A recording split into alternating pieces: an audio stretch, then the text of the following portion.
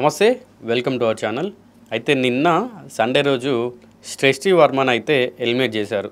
Actually అయితే చాలామంది ఏమనుకున్నారంటే బయట కొన్ని ఇష్యూస్ ఫేస్ చేసి ఆమె వెళ్ళింది కదా, ఎంట్రీలో కూడా ఆమె ఒక ఛాలెంజింగ్ లాగా తీసుకొని బిగ్ బాస్లోకి పోయింది. మినిమం ఒక 3-4 వీక్స్ ఉంటుందేమో అనుకున్నారు. అంటే అవార్డు విన్నింగ్ కాకపోయినా, టైటిల్ విన్నర్ అవ్వకపోయినా కూడా మినిమం ఒక 3 to 4 వీక్స్ ఉంటుంది అనుకున్నారు. బట్ ట్విస్ట్ ఏంటంటే ఎలిమినేట్ చేశారు. పాపం ఆమె ఏదో ఊహించుకొని వచ్చి ఉంటుంది. బయట అంత నెగిటివిటీ నేను ఫేస్ చేసిన కదా, బిగ్ బాస్లో కొన్ని వీక్స్ ఉన్నా, లేదంటే టైటిల్ విన్నర్ అయినా కూడా కొంచెం పాజిటివిటీ వచ్చే ఛాన్సెస్ ఉంటాయి. జనాలకి దగ్గర అవ్వాలని మెయిన్ మోటివ్ ఆమెది. ఎందుకంటే చాలా నెగిటివిటీ స్ప్రెడ్ అయింది కదా జానీ మాస్టర్ ఇష్యూలో. సో అది పోతుందేమో అనుకొని వచ్చింది, కానీ జనాలకు తెలిసి ఎవరిని ఉంచాలి, ఎవరిని తీసేయాలని చెప్పి. సో ఫస్ట్ వీక్ ఎలిమినేట్ చేసేసారు. అండ్ గేమ్స్లో కూడా చాలా బాగా పార్టిసిపేట్ చేసింది ఆమె. టాస్క్లు చాలా బాగా పార్టిసిపేట్ చేసింది. అండ్ కొన్ని సీన్స్లో ఫైట్ చేయడం కూడా బాగా ఫైట్ చేసింది. బట్ జనాలు ఏది డిసైడ్ చేసినా అక్కడ బిగ్ బాస్ కాదు, నాగార్జున కాదు, ఏది చేసినా మనమే, జనాలే డిసైడ్ చేసేది, జనాలే.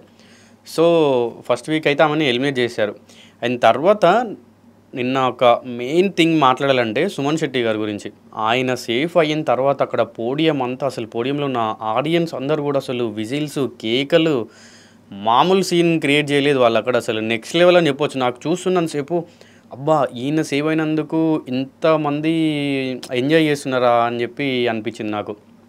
అండ్ నాగార్జున గారు సుమన్ శెట్టికి చెప్పారు కూడా, సుమన్ నువ్వు సేఫ్ అయితే ఇక్కడ వీళ్ళంతమంది కూడా ఇక్కడ విజిల్స్ వేస్తున్నారు, అరుస్తున్నారు, నువ్వు అది కూడా నిలబెట్టుకోవాలి, లోపల ఇంకా మంచిగా గేమ్ ఆడాలని చెప్పి చెప్పారు సుమన్ శెట్టికి. సుమన్ శెట్టి కూడా నిన్న అసలు చాలా ఎనర్జెటిక్గా ఉన్నాడు. చాలా ఎనర్జెటిక్గా sir okay sir okay sir okay sir అని చెప్పి అంటూనే ఉన్నాడు. అది బాగా అనిపించింది. అండ్ ఇంకా 2 days సాటర్డే సండే నాగార్జున వచ్చి ఒక్కొక్కరికి అసలు మామూలు కాదు, ఇంకా ఒక నెక్స్ట్ లెవెల్లో ఆడుకున్నాడు అని చెప్పొచ్చు. ఇంకా అంటే నాగార్జునకి స్క్రిప్ట్ ఇస్తారు తర్వాత విషయం, కానీ పంచులు వేయడం కానీ, లేదంటే ఒక్కొక్కరికి ఏ ఇష్యూ జరిగింది అని చెప్పి జనరల్గా మాట్లాడుతున్నప్పుడు కూడా ఆ టాపిక్ తీసుకొని వస్తున్నాడు. అంటే నువ్వు చేసింది కూడా అదే కదా అని చెప్పి అన్నారు. ఈ సీజన్ అంతా కూడా ఓనర్స్ వర్సెస్ టెనెట్స్ నడుస్తుంది. అయితే నిన్న టెనెట్స్ నుండి ఒకరికి పర్మనెంట్ ఓనర్ అయ్యే ఛాయిస్ ఉంది అని అన్నప్పుడు నాకు ఎందుకో టెనెట్స్ మిస్టేక్ చేశారేమో అనిపించింది. ఎందుకంటే భరణి ఫిజికల్ టాస్క్లో అవ్వచ్చు, నిన్న జరిగిన టాస్క్లో కూడా మనం చూసినాం, అసలు చాలా బాగా ఆడాడు. ఎందుకంటే అతను కొంచెం ఫిజికల్గా వాళ్ళందరినీ ఆపే ప్రయత్నం చేస్తాడు, కొంచెం బాడీ ఉంది కాబట్టి చేస్తాడు. సో వీళ్ళు నాకు ఎందుకో అతన్ని పర్మనెంట్ ఓనర్ని చేసి మిస్టేక్ చేశారేమో టెనెట్స్ అనిపించింది. సెలబ్రిటీస్ అతను ఉండుంటే పక్కా వీళ్ళకి హెల్ప్ అయ్యేది, కానీ మరి వీళ్ళు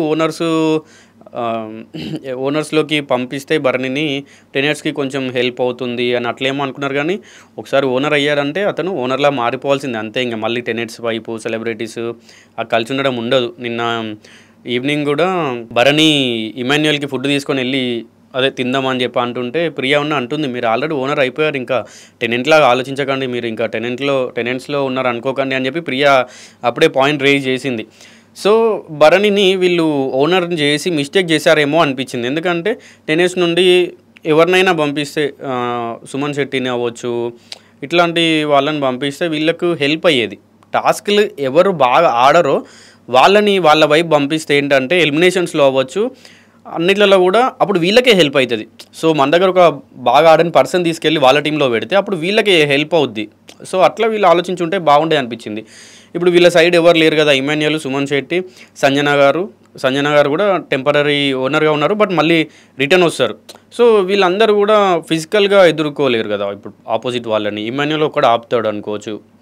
సో అది ఒకటి మిస్టేక్ అని చెప్పొచ్చు. ఇంకా దాని తర్వాత ఈ నాగార్జున ఒక్కొక్కరి తాట తీశాడు నిజంగా. అసలు ఒక్కొక్కరికి పంచులు, ఏదైతే ఇష్యూ జరిగిందో అది మెయిన్గా మాట్లాడాలంటే మాస్క్ మ్యాన్ హరీష్. అతను ఎంతమంది చెప్పినా, ఆడియన్స్ చెప్పినా, మిగతా 14 మెంబర్ కంటెస్టెంట్స్ చెప్పినా కూడా వినడు. నేను ఎవరి మాట వినను, మోనార్క్ను అంటున్నాడు మాస్క్ మ్యాన్ హరీష్ అయితే. ఎందుకంటే మనం ఎపిసోడ్లో చూసుకున్నట్టయితే మొత్తం కూడా నాగార్జునే డైరెక్ట్ వచ్చి స్క్రీన్లో వీడియో ప్లే చేసి అది అక్కడ ఉన్నటువంటి కంటెస్టెంట్స్లని అడిగి, సో ఎవరిది మిస్టేక్, అది ఏ వేలో అన్నాడు అది అని చెప్పి అడిగితే వాళ్ళందరూ కూడా సార్ ఈ వేలో అన్నాడు, అది మాస్క్ మ్యాన్ది తప్పు, హరీష్ది తప్పు, ఇమాన్యుయల్ అండ్ భరణిని ఇద్దరిని వీళ్ళు కూడా అమ్మాయిలే అని అన్నాడు, స్పష్టంగా అన్నాడు అని చెప్పి వాళ్ళందరూ అంటే ఇతను మాత్రం అలా అనట్లేదు, ఒప్పుకోవట్లేదు. సార్ నేను ఆ వేలో అనట్లేదు, నేను క్వశ్చన్ చేస్తున్నా అని అంటున్నాడు.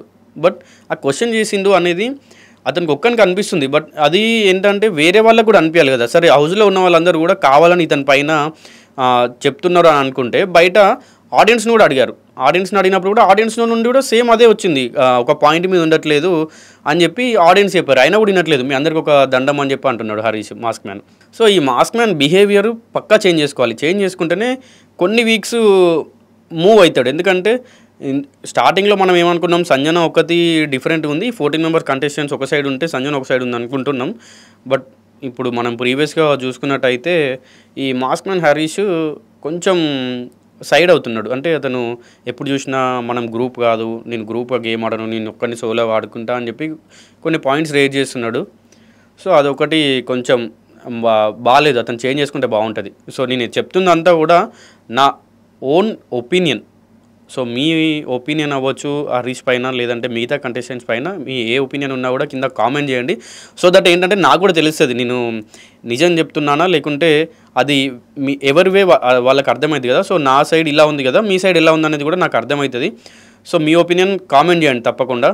సో ఇది ఈ నిన్న మొన్న ఎలిమినేషన్ రౌండ్ నుండి ఒక్కొక్కరిని సేవ్ చేస్తూ వచ్చి తర్వాత అయితే లాస్ట్లో పవన్ ఇంకా శ్రేష్ఠి ఉంటే పవన్ సేవ్ అయ్యాడు. తర్వాత శ్రేష్ఠి ఎలిమినేట్ అయిపోయింది. సో చూద్దాం ఇంకా నెక్స్ట్ వీక్ ఎవరు ఎలిమినేట్ అవ్వబోతున్నారు. అలాగే ఈ కంటెస్టెంట్స్ అందరిలో కూడా ఈ వీక్ నామినేషన్స్లో ఎవరు ఉంటారని చెప్పి కూడా ఈరోజు తెలుస్తుంది. సో మరిన్ని బిగ్ బాస్ అప్డేట్స్ కోసం చూస్తూనే ఉండండి అవర్ ఛానల్. Thank you.